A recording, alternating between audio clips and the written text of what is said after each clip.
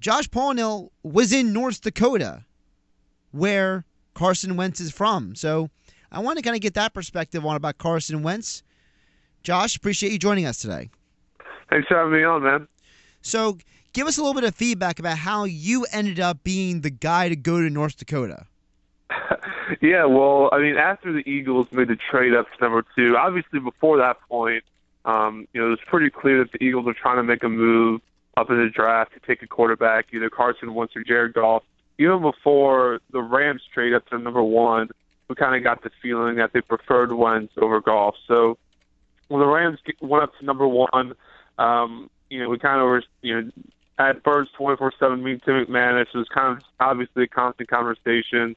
And keep an eye out, are the Eagles going to be the next team to move up to that number 2 slot, because the Browns seemed very open to trading it because they seemed to prefer Jared Goff over Carson Wentz, so they didn't appear to have that much interest in staying at number 2, and they can move out of that. So the Eagles move up to number 2. We're very confident when the Eagles move up to number 2 that they're moving up specifically with Carson Wentz in mind. And so, almost immediately I was thinking, okay, I want to do a story on this guy. Obviously, he's a guy that Howie Roseman is potentially, resting his job prospects on. I mean, if Carson Wentz doesn't work out, I think it's fair to say that Howie Roseman's job is in danger by giving up all these picks. So, we talked to the editor. He gives the go-ahead for me to go out to Bismarck, North Dakota. That's where Carson Wentz is from. And I kind of just hang out with his friends, family friends, former coaches and teammates, and specifically the Wingenbach family. Ron Wingenbach was his high school coach. Cameron Wingenbach, Ron's son, was one of Carson's best friends growing up, still a good friend of his. And so they were a family that I kind of just hung out with in Bismarck to kind of get a feel for Carson, more so off the field than on the field. I think it's been pretty well documented, the success that he had at North Dakota State. So it was more just to go to kind of get a feel for who he was off the field, but also to go to the draft party they had, because they had 3,000 people show up, including the governor, to watch him get drafted at the local football stadium. So it seems like that Carson Wentz, even though it was a smaller scale than the professional level, he had a lot of crazy people cheering him on, especially from the video we saw on TV that night. Yeah, and when I got to the party that they were having for Wentz pretty early, and someone told me the governor was showing up, and I was like, not in like a dubious way, but in a curious way. I was like, really? Like, why is the governor coming? and they're like, it's Carson Wentz. Like, of course he's coming. Like it was an expectation for the governor to show up at a place where Carson Wentz won't even be. And I eventually talked to the governor, and I was like, well, why did you come to this event? Why did you decide to make the trip? Obviously, I imagine he has some pretty pressing responsibilities. And he was like, yeah, I've never really been to a party before where you just watch TV, but it's Carson Wentz. And that was basically the response from everybody. It's Carson Wentz. It's what you do in Bismarck or across North Dakota, because there's just so much support behind him. People have a lot of faith in him, not just on the field but off the field. There are a lot of people who are much bigger fans of who he is, the leadership that he has, the type of guy he is, than the type of athlete he is. Carson Wentz said at his press conference that he feels that the fan base of North Dakota and the environment he was in, he thinks that's going to prepare him for playing in Philadelphia. Now, I think that statement is a little bit naive, but can you speak to that a little bit? Yeah, I mean, I understand why he would say something like that. A, you just want to present yourself like you're ready, and B, you don't really want to speak ill of the fan base that's really supported you throughout the first 23 years of your athletic career. But Philadelphia, I think it's not just a different type of scale than North Dakota, but I also think it's just going to be a different type of people. I think the Philadelphia sports fans are going to be a little bit more impatient than the people in Fargo and Bismarck, North Dakota was with Carson. I mean, the thing with Carson was growing up, his brother was actually considered the better athlete. His older brother, Zach, he was a baseball star. And before Carson went to North Dakota State to break all the football records, his older brother went and broke all the baseball records. So for a while, he was known as Zach's little brother. And when Carson would throw touchdown passes in high school, the announcer would actually call him by his brother's name. So his brother was actually a bigger deal, at least initially, when Carson was coming up there. So there was pressure on him, but it's definitely not going to be the same type of pressure, and especially the same scope of pressure that there is with Eagles fans. We're talking with Josh Paunil. He was in North Dakota on the day of the draft of Carson Wentz. So looking ahead past that day, what was the experience like for you after it was official that Carson Wentz was going to Eagles? Did people start asking you about the Eagles? Was it kind of just assumed that he's going to be the Eagles' future quarterback by people out there? Or is it just the same old business for those folks? Yeah, I think people believed that he was going to go to Philadelphia just because of all the reports they were seeing. But I think that they still kind of held out hope that he'd be the number one pick, just because obviously it sounds better when your hometown hero is the number one pick versus the number two pick. And when the Rams selected Jared Goff, there were some very clear boos out there in the crowd. But at the end of the day, it was a lot of asking about the Eagles, what type of situation is he going into, but also mainly just to express their support. And people saying it doesn't really matter, or I may not know what situation he's going into, but I think he's going to have a lot of success there. And actually, the most common thing that people said to me in Bismarck was that Philadelphia sports fans are going to love him because he's a blue-collar, rugged type of guy, hardworking. He's not really going to be very flashy. I can't remember who said it now, but someone close to him made the joke that, you're not going to see him at a club going out at night.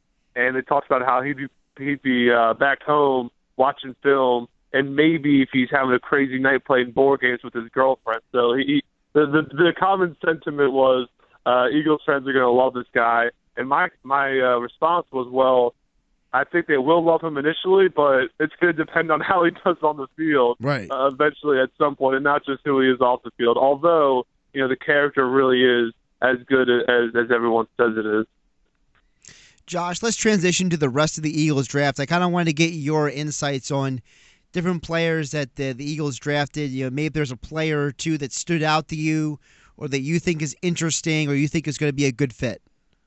Yeah, well, I mean, the big guy that stands out to me is Jalen Mills, the defensive back they took in the 7th round. He was a guy that a lot of people had as a 2nd or 3rd round talent, but because of an injury and because of potential character concerns and off the field red flags, he really dropped pretty far in the draft. And he's a guy that if he could stay out of trouble, if he could stay on the field, then I think he's a guy that could make the roster. I mean, I would actually bet on him making the roster, even though he's a 7th round pick, just because of the talent he has. I don't know where he would go long-term, but I think initially the Eagles would probably try to start him at slot corner and have him in that battle to be the fifth defensive back in nickel. Now, that's going to be kind of a log jam at nickel. You're going to have him, Blake Calnis, the 6th-round guy from Auburn, who could battle for that, Leotis McKelvin, who the Eagles signed in free agency. So there are a lot of different options. But Jalen Mills is one guy who could be a steal if those red flags don't really continue to pop up when he's in the NFL. Actually, yeah, you mentioned the guy from Auburn. He kind of gets the guy who's no one's really talking about as much. He's the one that I actually heard 2 different people say, you know what, if he was taller, he would have been a guy picked in one of the first 2 or 3 rounds, but because of his height, that's what really hurt him, because they say that he has a ton of talent. He's a great cover corner. Yeah, I mean, I think definitely his size is one of the reasons he fell, but I also think a lot of it was the arrest he had, the injury he had. So it was, unfortunately for him, I mean, although some of it was self-inflicted, he fell really because of those kind of a worst possible combination of things happening of probably a year or 2 leading up to the draft.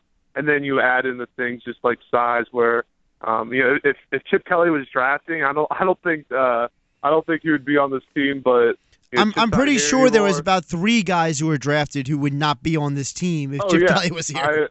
I 100% agree. And even the undrafted free agents haven't been announced yet, but it seems like a couple of those guys would also be candidates for people that Howie Roseman is willing to take, but Chip Kelly wouldn't be. One more question about the draft. I know some people have pointed out that Wendell Smallwood is like the running back they got in this draft. But the only concern with him is, where does he fit in this backfield? So looking at his skill set, I would say that, he reminds me of Ray Rice when he was at Rutgers. So where do you think a guy with that kind of talent fits into the Eagles' backfield at this point? Well, I think initially where he would be able to work his way into the offense is kind of as a third down change of pace back. And that's because he's a good pass catcher out of the backfield. He's a good pass blocker. And he's a guy that if you put him in, like if I had to bet on the type of down, it would definitely be third down just because of that versatility, but particularly those ball skills, the receiving ability. So if he's able to crack the rotation, I think you're going to see him as more of a change of pace third down back.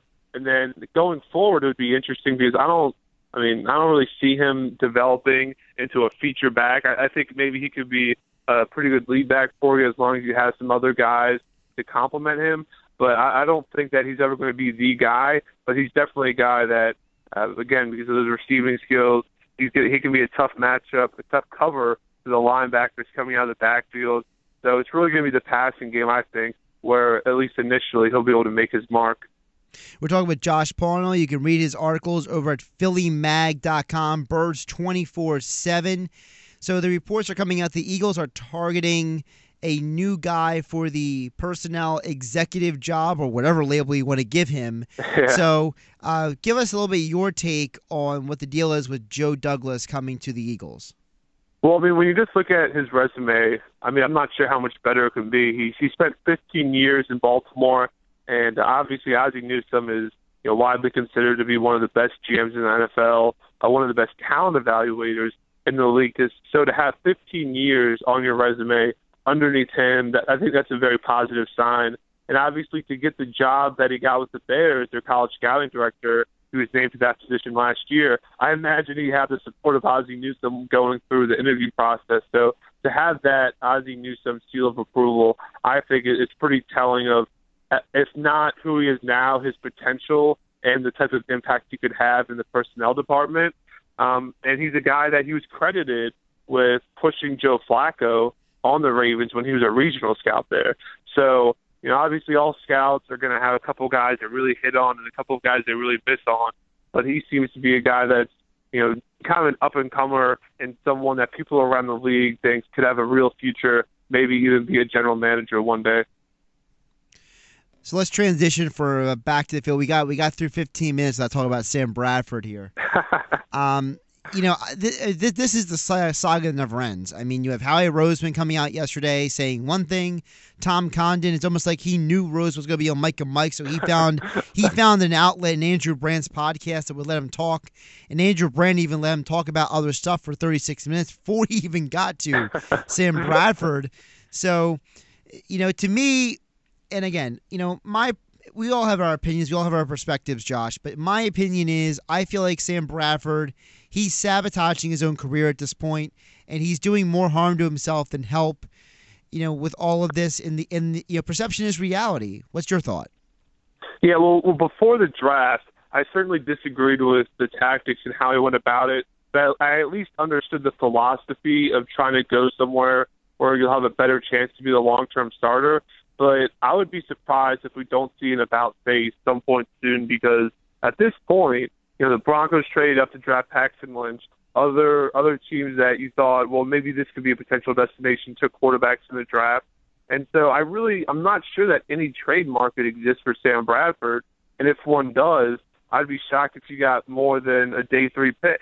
And, that's really not worth trading Sam Bradford for, especially when you want to keep him, as the Eagles do. So I don't think there are many options for Sam Bradford, if any at all. So that's why I would expect an about face at some point, because even though I disagreed with the tactics before, I understood why he did it. But now I wouldn't even understand why he would be trying to request a trade, because I don't know where he would go. I don't know what the Eagles would get for him. And I think it would just hurt his standing even more with his teammates, who I think he'll eventually have to play with this season. The Eagles want him as their starting quarterback in 2016. I think he will be their starting quarterback in 2016. And And I think Sam Bradford has to get used to that thought and just has to deal with it. I mean, they're paying you $22 million. If you play well, best case scenario, you play pretty well. They trade you for a second-round pick. The Eagles win. You get to go somewhere else long-term. So right now, the best business decision for Sam Bradford is to get on the same page with your teammates, get on the same page with your new head coach in this new offense, play well in the offense, and then increase your value when the season is up. You can follow him on Twitter at Josh Paunil. Paunil spelled Paunil. He also writes for PhillyMag.com. Comprehensive coverage, Eagles 24/7. Josh, appreciate you coming on the Sports Bash today. Thanks for having me on today.